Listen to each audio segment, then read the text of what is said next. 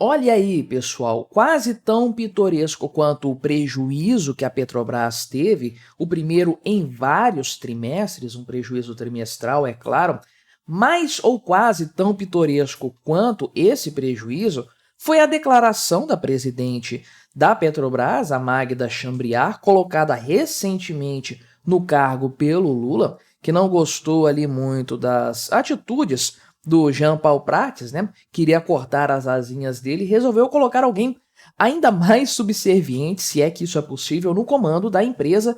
E olha aí o primeiro resultado apresentado por essa senhora aqui, com esse crachá da cor do arco-íris, que já indica muito bem aquela coisa de que a ideologia está acima da técnica nessa nova gestão, né?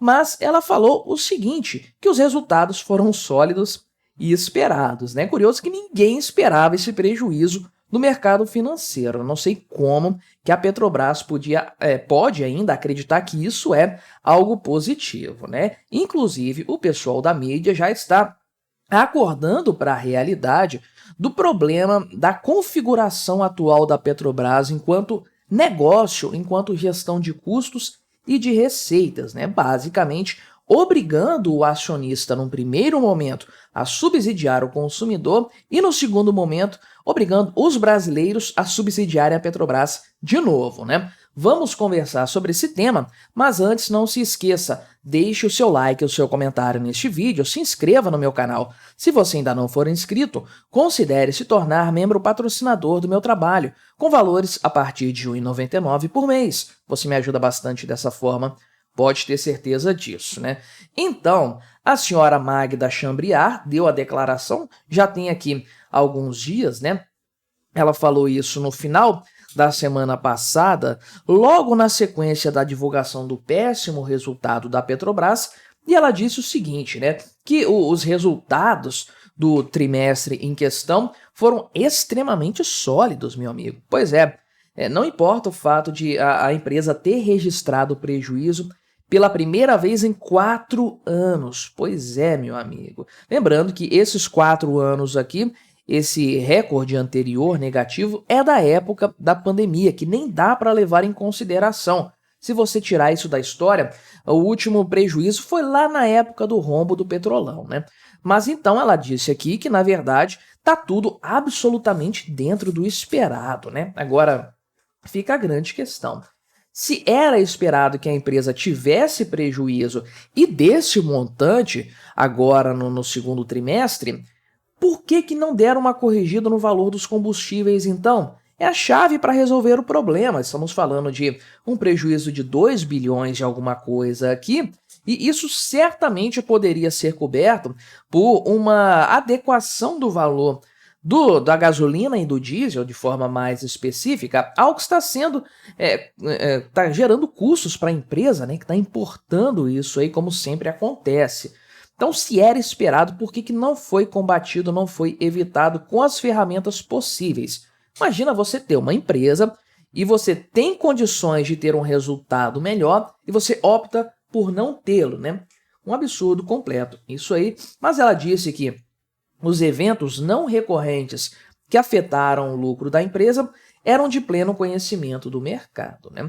Mais uma vez, colocando a culpa desse prejuízo na questão de alguns eventos específicos, a questão ali de negociações tributárias, né? Enfim, esses pontos bastante esporádicos, na verdade, talvez únicos.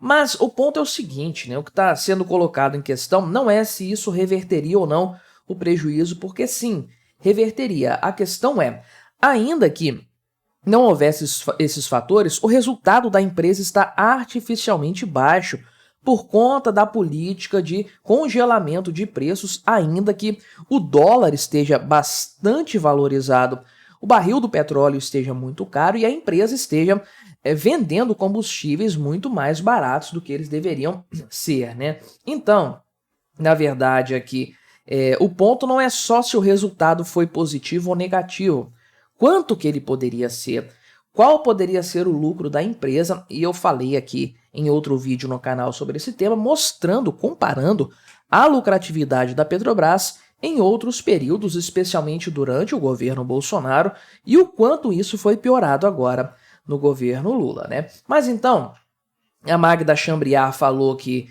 tem pontos positivos aqui, né? O desempenho da Petrobras tem que ser avaliado a partir de 3 indicadores.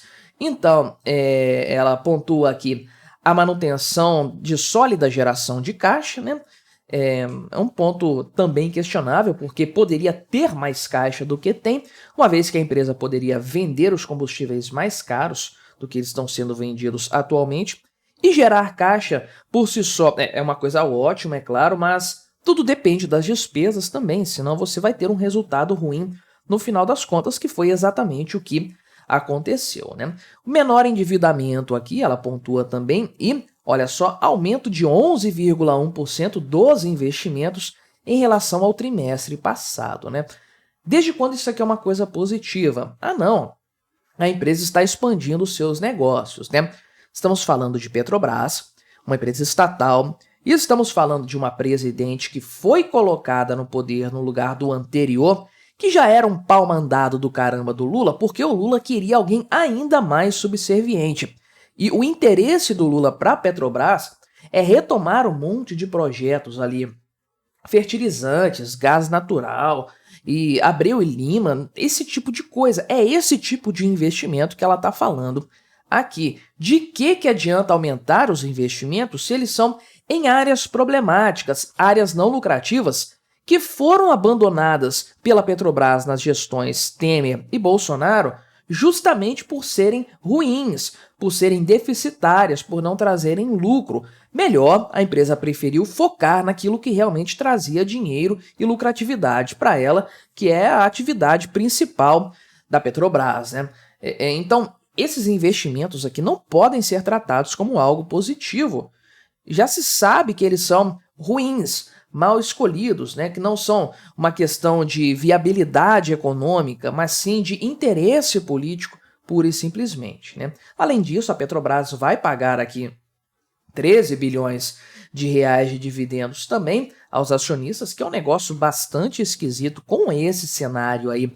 É claro, tudo bem, a empresa tem caixa e falaram que levam em consideração o trimestre anterior e aquela bagunça toda, aquela confusão que ninguém entende muito bem, mas nós sabemos que o interesse aqui é da União. A União é a acionista da Petrobras. Se não houver distribuição de lucros, então a União vai ficar sem uma fatia generosa disso aqui, mais ou menos a metade desse valor de dividendos, né? O governo Lula não pode se dar ao luxo de abrir mão disso aqui. A Petrobras vai pagar tudo o que está prometido no orçamento, você pode ter essa certeza, né? Mas essa situação aqui foi tão escrachada, foi tão óbvia, né? Porque ainda havia quem acreditasse que o Lula tinha interesse, um interesse genuíno, né, de eficiência na Petrobras, apenas, entre muitas aspas, abrasileirando os preços, dando à empresa uma função social. Agora está claro para todo mundo que a Petrobras tem apenas uma função política. Não serve nem para dar lucro, nem para melhorar a vida do brasileiro ou qualquer coisa do tipo, coisa que ela faria dando lucro, que é o que estava acontecendo nos últimos anos. Não, a Petrobras é uma ferramenta política do Lula, né? E aí o pessoal acordou para isso agora na grande mídia, de forma que a Miriam Leitão já criticou essa questão aí do resultado da Petrobras, da distribuição de dividendos face a um prejuízo, e até aqui o site Metrópolis pontua algo que eu já venho falando aqui há muito tempo, desde que essa paridade, o abandono, né, da paridade internacional de preços foi abandonado lá, desde que isso aconteceu, né, lá em meados do ano passado. Eu já falava qual que era o problema principal, e quando houve o adiamento do pagamento dos dividendos extraordinários, eu cantei essa pedra, que é exatamente o que o pessoal aqui do site Metrópolis está colocando, né? Que os acionistas da Petrobras estão sendo prejudicados em favor da manutenção de um preço mais baixo para os combustíveis, né? Se a Petrobras estivesse repassando o custo disso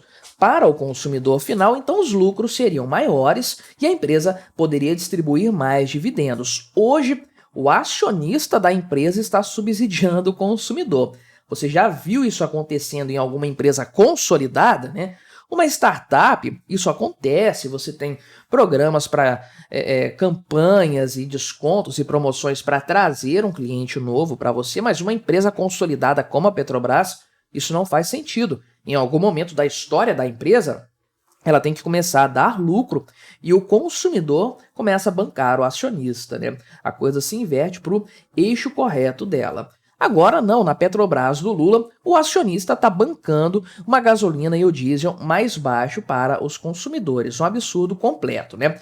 E quando isso aí der ruim, porque vai dar ruim, né? É a política que foi substituída a paridade do preço internacional pela política do segura aí enquanto você acha que dá. Uma hora a coisa vai estourar com certeza aí, né? Então, eles pontuam que o acionista vai receber dividendos, mas é menos do que ele receberia aí, né?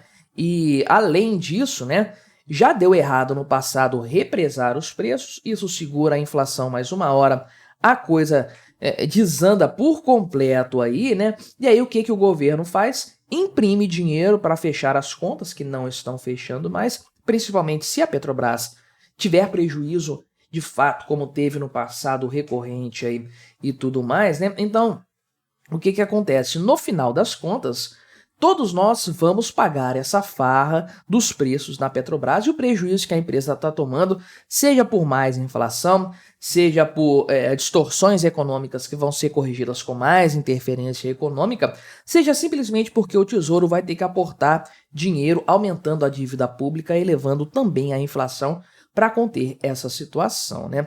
Com uma pessoa como Magda Chambriard no comando da Petrobras, é difícil vislumbrar um cenário diferente desse. Mas me diga aí o que você achou dessa minha análise, colabore com o nosso debate, se inscreva no meu canal se você ainda não for inscrito e até a próxima.